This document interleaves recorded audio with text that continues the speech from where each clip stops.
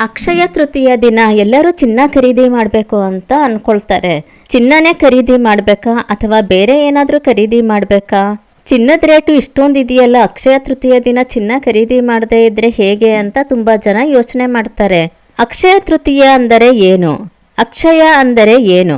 ಅಕ್ಷಯ ಅಂದರೆ ಯಾವುದು ಯಾವತ್ತಿಗೂ ಮುಗಿಯುವುದಿಲ್ಲವೋ ಅದಕ್ಕೆ ಅಕ್ಷಯ ಎಂದು ಹೇಳುತ್ತಾರೆ. ಉದಾಹರಣೆಗೆ ಅಕ್ಷಯ ಪಾತ್ರೆ. ಅಕ್ಷಯ ಪಾತ್ರೆ ಅಂದರೆ ಏನು?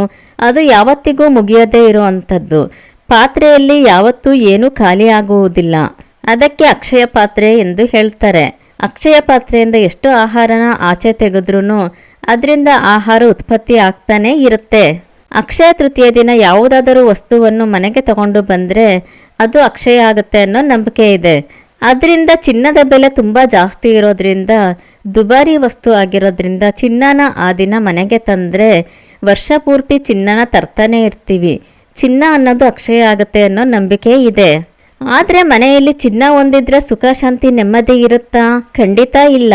ಪುರಾಣಗಳಲ್ಲಿ ಹೇಳುವಂತೆ ಅಕ್ಷಯ ತೃತೀಯ ದಿನ ತುಂಬಾ ಮಹತ್ವವನ್ನು ಪಡ್ಕೊಂಡಿದೆ.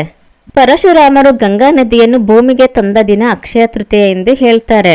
ಸುಧಾಮನಿಗೆ ಅಕ್ಷಯ ತೃತೀಯ ದಿನ ಶ್ರೀಕೃಷ್ಣನು ಧನ ಧಾನ್ಯ ಸಂಪತ್ತುಗಳನ್ನು ಕೊಟ್ಟ ಎಂದು ಹೇಳುತ್ತಾರೆ. ಮತ್ತು ಬಸವಣ್ಣನವರ ಜನ್ಮದಿನನು ಅಕ್ಷಯ ತೃತೀಯ. ಅಕ್ಷಯ ತೃತೀಯ ದಿನನೇ ಬಸವ ಜಯಂತಿ ಬರುತ್ತೆ. ಪುರಾಣಗಳಲ್ಲಿ ಹೇಳುವಂತೆ ಕುಬೇರನಿಗೆ ಲಕ್ಷ್ಮೀ ಕಟಾಕ್ಷ ಆಗಿದ್ದು ಅಕ್ಷಯ ತೃತೀಯ ದಿನ. ಕುಬೇರನು ಹುಟ್ಟಿನಿಂದಲೇ ಧನವಂತನಾಗಿ ಹುಟ್ಟಲಿಲ್ಲ.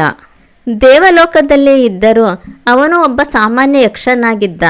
ಬೇರೆ ದೇವತೆಗಳ ಬಳಿ ಅಪಾರವಾದ ಧನಧಾನ್ಯ ಸಂಪತ್ತು ಇದ್ದರೆ ಕುಬೇರನ ಬಳಿ ಏನೂ ಇರಲಿಲ್ಲ. ಅತ್ಯಂತ ಬಡವನಾಗಿ ಇದ್ದ.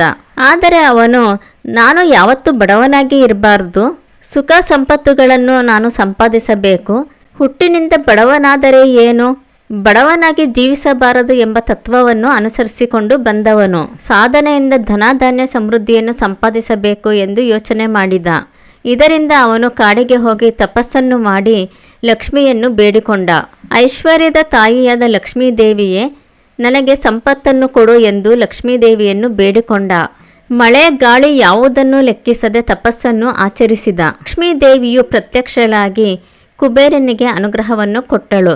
ಲಕ್ಷ್ಮೀದೇವಿಯು ಕೊಟ್ಟ ಐಶ್ವರ್ಯ ಆ ಕ್ಷಣಕ್ಕೆ ಮಾತ್ರ ಇರಬಾರದು, ಅದು ಎಂದಿಗೂ ಅಕ್ಷಯವಾಗಿರಬೇಕು, ಅದು ಎಂದಿಗೂ ಕಡಿಮೆಯಾಗಬಾರದು ಎಂಬ ವರವನ್ನು ಕೊಟ್ಟಳು. ಲಕ್ಷ್ಮೀದೇವಿಯು ಪ್ರತ್ಯಕ್ಷಳಾಗಿ ಕುಬೇರನಿಗೆ ವರ ಕೊಟ್ಟ ದಿನ ಅದು ಅಕ್ಷಯ ತೃತೀಯ. ಆದುದರಿಂದ ಕುಬೇರನಿಗೆ ಅಪಾರವಾದ ಸಂಪತ್ತು ಸಿಕ್ಕಿತು. ಮನೆಗೆ ಚಿನ್ನವನ್ನು ತರೋದಕ್ಕೆ ಆಗಲಿಲ್ಲ ಅಂತ ಕೊರಗೋದು ಬೇಡ. ಅಕ್ಷಯ ತೃತೀಯ ದಿನ ದೇವರಿಗೆ ಪೂಜೆಯನ್ನು ಮಾಡಿ ಮನೆಯಲ್ಲಿ ನಗುನಗುತ್ತಾ ಕಾಲವನ್ನು ಕಳೆಯಿರಿ. ಸುಖ ಸಂತೋಷ ಅನ್ನೋದು ಅಕ್ಷಯವಾಗುತ್ತದೆ. ದುಡ್ಡಿನಿಂದಲೇ ಎಲ್ಲವನ್ನು ಕೊಂಡುಕೊಳ್ಳುವುದಕ್ಕೆ ಆಗುವುದಿಲ್ಲ. ಅಕ್ಷಯ ತೃತೀಯ ದಿನ ಯಾವುದನ್ನು ಮಾಡಿದರೂ ಅಕ್ಷಯವಾಗುತ್ತದೆ ಎನ್ನುವ ನಂಬಿಕೆ ಇರುವಾಗ ಸುಖ ಶಾಂತಿ ಸಮೃದ್ಧಿಗಳು ಅಕ್ಷಯವಾಗುವುದರಲ್ಲಿ ಯಾವುದೇ ಸಂಶಯವಿಲ್ಲ. ಲಕ್ಷ್ಮೀ ದೇವಿಯನ್ನು ಪ್ರಾರ್ಥಿಸಿ. ಅಕ್ಷಯ ತೃತೀಯ ದಿನ ಮನೆ ದೇವರನ್ನು ಆರಾಧಿಸಿ. ಒಳ್ಳೆಯ ಮಾತುಗಳನ್ನು ಆಡುತ್ತಾ ಇರಿ, ಒಳ್ಳೆಯದನ್ನು ಬೇಡಿಕೊಳ್ಳುತ್ತಾ ಇರಿ. ಅಶ್ವಿನಿ ದೇವತೆಗಳು ಅಸ್ತು ಅಸ್ತು ಎಂದು ಹೇಳುತ್ತಿರುತ್ತಾರೆ. ಅಕ್ಷಯ ತೃತೀಯ ದಿನ ಅಸ್ತು ಎಂದು ಬೇಡಿಕೊಂಡ ವರವು ಈಡೇರಿದರೆ ಅದು ಅಕ್ಷಯವಾಗುತ್ತದೆ. ಎಲ್ಲರಿಗೂ ಶುಭವಾಗಲಿ. ನಮಸ್ಕಾರ.